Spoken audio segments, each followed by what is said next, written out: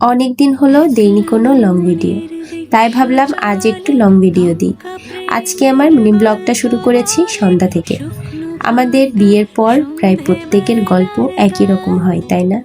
সারাদিনে কাজকর্মের পর সন্ধ্যাবেলায় আগে সন্ধ্যা না দেখালে দিনটা যেন সম্পূর্ণই হয় না আমাদের।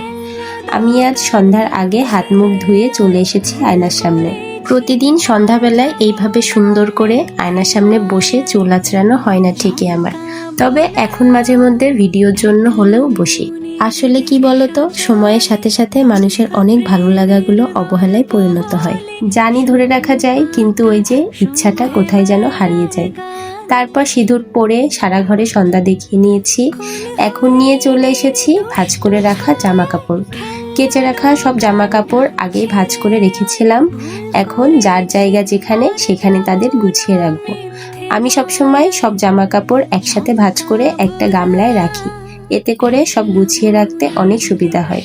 মাঝে মধ্যে কিন্তু বড্ড আলসেমি লাগে আমার এই কাজটা করতে, কিন্তু করার কি আছে কিছু? সংসার যেমন আমার, কাজগুলোও কিন্তু আমারই। তো গোছানোর কাজ শেষ করে এসেছি চা বানাতে। চা হলো সন্ধ্যার সঙ্গী, যাকে ছাড়া সন্ধ্যা একদম অসম্পূর্ণ। আমার সন্ধ্যাবেলায় নিজের জন্য কিছুই করতে মন চায় না, ওই চা আর বিস্কুটেই শান্তি। বিস্কুট শুনে আবার কেউ হেসো না যেন, এইখানে আর ফর্মালিটি করলাম না। আমরা এই বিস্কুটের সাথেই 95% বাঙালি অভ্যস্ত। আর হ্যাঁ, আমি কিন্তু চায়ের সাথে এইভাবে বিস্কুট ভিজিয়ে খেতেই পছন্দ করি। তোমরা কে কে পছন্দ করো বলো তো? চলো এবার একসাথে গান শুনি।